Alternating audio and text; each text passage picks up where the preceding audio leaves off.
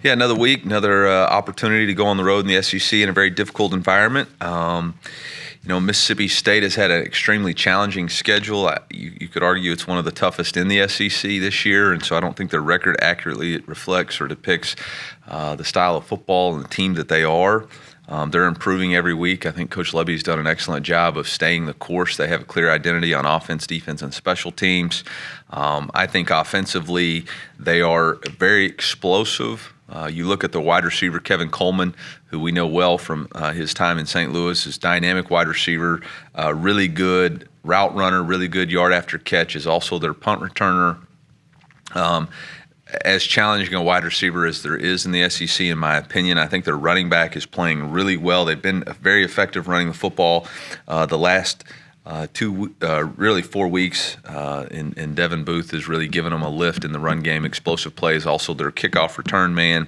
I think their freshman quarterback is a really good player, and he's just getting better and better each week with the reps, the game reps, and so I know they spent the bye week just continually putting it all together defensively, very multiple. Do a lot of different things, have a couple of key anchors at linebacker position, with Stone Blanton and it's number 40, Nick Mitchell. I think those guys do a really good job getting them lined up, playing downhill, playing physical. So it'll be a real challenge for our guys. I know the last time we went to Starkville was in 2020 and did not play a good game.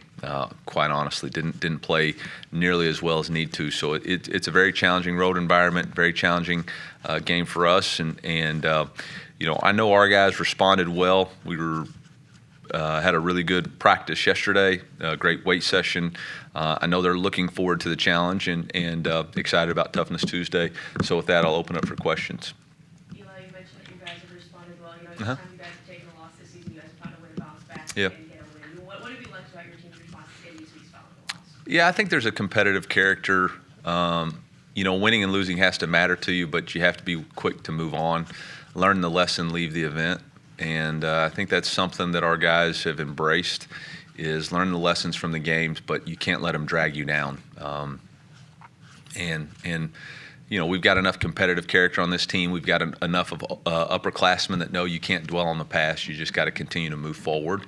And I believe our guys are going to do that, and that's the focus. Coach, when you look back at the South Carolina game and some of the pass explosives that you guys gave up, is that something that you see as more of a scheme thing or an execution thing or a combination? What's kind of the diagnosis there? Yeah, it was kind of the perfect nightmare for us, to be honest. The first play of the game was a miscommunication. We thought we had a push call on, and the linebacker didn't have a push call on. So it's a three-man situation they have to communicate. We leave a guy totally uncovered. And that kind of set the tone. Then we have a corner blitz. It was 2-by-2 removed, so we had adjusted to the will linebacker, then motion to become a 2-by-1. It was an oversplit by the X. So if it's an oversplit by the X, then the free safety goes, or technically the rover goes. But the corner had adjusted for him, and so there was miscommunication by the three people. Night on the road, SEC, can't happen. On that last drive, there was really the last two drives, there was two combinations. There was times where Rush didn't quite get home. And then there was times where, on the play that was kind of the big break that they had on the explosive play, we had an edge pressure call, didn't get it really executed the way we needed to. He has too much time in the pocket. And when you're playing man-to-man coverage and a guy motions across the field and then catches the ball on the other side of the hash and the quarterback still has no pressure, that's one-on-one. That's a really tough, long time to hold up. So it's a combination of scheme. Coaches take ownership of that. It's a combination of execution. Players take ownership of that, and you move on. I told our guys yesterday there was a lot of plays we made, the fourth down stops, but we needed one more play. On both sides of the ball. We needed a third down execution in the red zone by the offense. We needed one more stop on the reverse and the kickoff coverage, and we needed one more play on defense. So between those three phases, we got to come up with one more play, whether it's a better call by the coaching staff, better execution by the players. At the end of the day, it's all of us. What has Brady gone through just over the last month to get himself ready, get healthy, Yeah. stay as healthy as possible? What kind of window can you give us into what it's been like for him? I think it's been mentally taxing on him. I think it's been a mental challenge for him to stay positive and have a lot of uncertainty and unknown, but try to do the very best he can every day to try to get as healthy as he can for his teammates and for himself. We're dealing with an injury that, or he's dealing with multiple injuries that aren't fully recovered yet, but, he's choosing to play much like he did several years ago, which you'd expect nothing less from Brady as a leader and a teammate. And I think, for him to make that throw he did to Luther was pretty impressive. He can't quite snap his wrist the way he needs to, which is why some of the balls get left short, specifically the first third down to Theo. But he's a battler. He makes no excuses, and very fortunate to have him leading our team the next 3 games. What kind of a message does that send to everybody else and kind of through the entire program?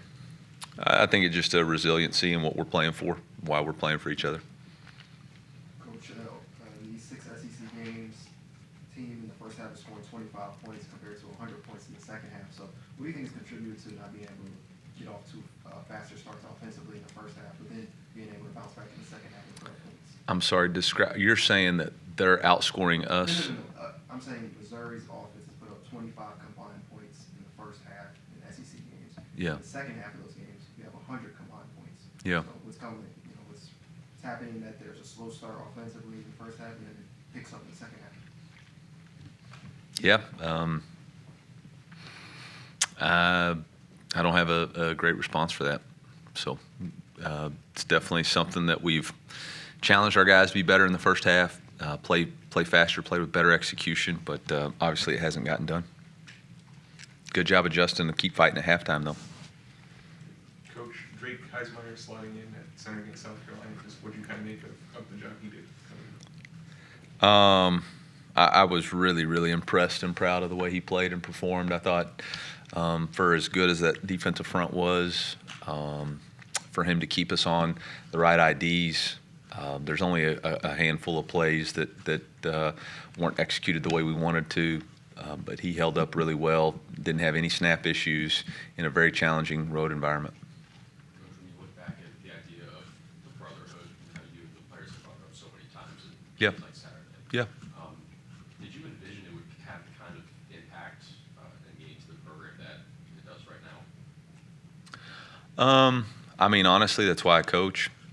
I thought that would be one of the strengths of our style, is being relational and being intentional and developing a culture and a brotherhood and trying to be less transactional and more intentional in building that. That's what I enjoyed the most about playing the game, and kind of what I've always tried to foster, whether it was as a position coach or a coordinator or a leader, is playing for each other and playing for the man next to you. So I'm not surprised that that's where our program is. I'm really blessed and fortunate that we've got coaches like Coach Russell who buy into that stuff too, and our players who believe in it. It was unbelievably cool to have Darius Robinson there, on a bye week, and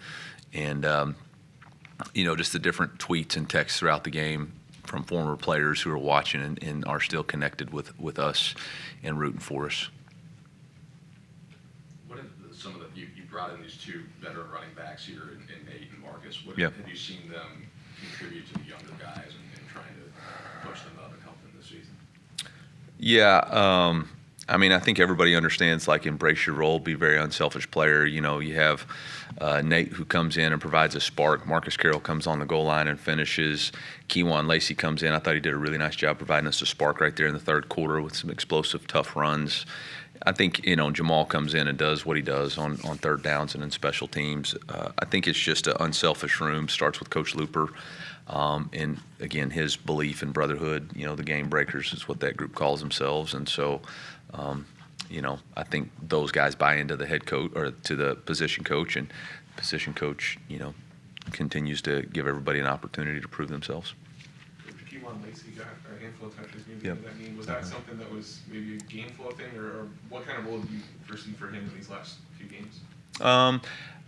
Well, the role is what he earns. We had a couple of specific plays that we wanted him in the game for, and we had repped him all week. We weren't quite sure how long Nate could go. Nate, again, did a tremendous job for us.